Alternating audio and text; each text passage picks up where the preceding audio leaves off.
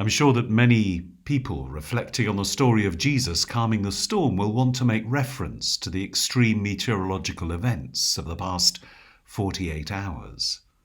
But this story is not about the weather. The storm is just an example of a situation over which we have no control. We cannot control the weather.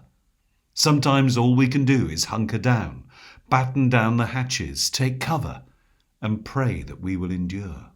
And Arwen, Barra, Corrie, Dudley and Eunice are not the only storms that we in the UK have had to face. There are and have been many occasions when we have found ourselves facing situations over which we have no control. COVID has torn through the world like a whirlwind, turning everything upside down and leaving behind a trail of death and devastation. There are wars and rumours of wars in the Ukraine and elsewhere, and we can't do a damn thing about it. And personally, privately, all of us, I'm sure, will have had to weather all kinds of physical, emotional, and maybe even spiritual tempests. Life can be overwhelming, and that sense of being overwhelmed can feel really quite godless. Surely God could not have left us to fend for ourselves, to face these storms alone. And that is why Luke wrote about the calming of the storm. When Luke wrote his gospel, the Christian community were anxious and full of dread. They were in the grip of the harshest and most prolonged persecution ever suffered by the church. Day by day, members of their community were being killed, often in horrific circumstances. And they must have thought that if things carried on like that, then the entire Christian movement would be wiped out. Now, in that context, Luke's words would have brought both reassurance and rebuke. Reassurance that the crucified and risen Jesus really is Lord, that he really does exercise authority and that he hasn't just left us to perish. And rebuke for ever doubting that this was so.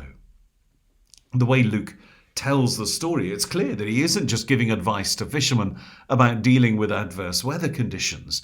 This is a story fit for generalizations, inviting people to relate the events to their own experience of being all at sea, of being tossed about in the storms of life. This may sound cliched, but it's true. That's how I believe Luke intended the story to be received. But of course, for the disciples, the details of the story were all important. They thought they were going to die. The wind was blowing up a gale, hurtling through the gaps in the hills. The waves were bashing at the boat, threatening to tear it apart, and the sea would have looked as if it were boiling, with strong currents swirling around the boat, ready to engulf anyone who fell overboard. They must have really believed that this was it. And worst of all this was going on, Jesus appeared to have left them. At their moment of crisis, Jesus was absent. Jesus, meanwhile, is asleep. Do you know, I derive great comfort from the knowledge that Jesus grew tired and slept, in this case so heavily that even a storm could not wake him. God incarnate grew tired from his work and needed to rest. In fact, he was probably going to Gerasene to get away from the crowds and to get some rest. You cannot work all the time. You cannot always meet the demands of those around you. Sometimes you just need to rest. Jesus needed to rest and made no apology for doing so. Perhaps our frantic and restless world can learn the important lesson here. Even Jesus grew tired and needed to rest. So, the storm is raging, the disciples are in fear of their lives, and Jesus is asleep.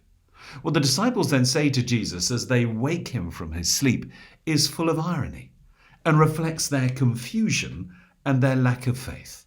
Master, we're going to drown. We are going to drown. That's not a request. It's not even conditional. We're going to drown unless you do something. It is a statement of fact. We are going to drown. But they addressed Jesus as master, and the word they used was epistata, which was not the usual term, which is often translated rabbi or teacher. This was a particular term denoting his authority. It means chief, commander, overseer. When they observe at the end of the reading that he commands, that he masters the winds and the water and they obey him, the word command, epistase, comes from the same root. Now, I don't wish to suggest that the disciples were slow on the uptake, although Mark in his gospel makes this abundantly clear. But it is a wonderful statement. Master, you are the one who exercises authority. You are the one who commands that it is done. We're all going to drown. The disciples' faith gets them so far, but no further. They proclaim Jesus as master, as the one who has authority, and yet they fail to see that his authority might extend to the wind and the water. That is why Jesus rebukes them. To think that the Lord has left them to perish is to deny the faith that affirms him as Lord. In the end, the disciples learn that Jesus does have authority, in this case over the elements. Then in Gerasene, where he is met by one who is demon-possessed, Jesus shows he has authority over evil. Then immediately following that, he heals Jairus' daughter, showing that he has authority over sickness and death.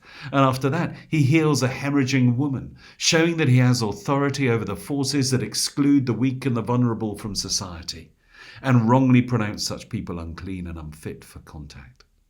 Partly, this answers the question posed at the end of our reading. Who is this? Who is this? For God alone has authority over creation, over evil, over sickness and death, over sin and sinful humanity. Jesus, our Master, must therefore be God. But the message Luke wanted the church to hear is very simple. Jesus is Lord. It may be that we feel he's absent, but he isn't. He's here with the power to heal and the power to forgive and the power to calm our fears and save our lives from whatever dangers we may face. It does not mean that we become immune to storms, for storms will come and stuff will happen, but we never ever have to face that stuff alone. God is with us. Often I find myself drawn back to the words of Tommy Dorsey after the death of his wife while giving birth to a daughter who also then died. He felt utterly and completely beaten and bereft. A friend left him in a room with a piano, and his fingers just began to play a new tune, and these words just came to him as he played. Precious Lord, take my hand, lead me on, let me stand. I am tired, I am weak, I am worn. Through the storm, through the night, lead me on to the light. Precious Lord, take my hand, lead me home. May you sense the presence of Jesus through whatever storms you face, and may you know his comfort and his peace.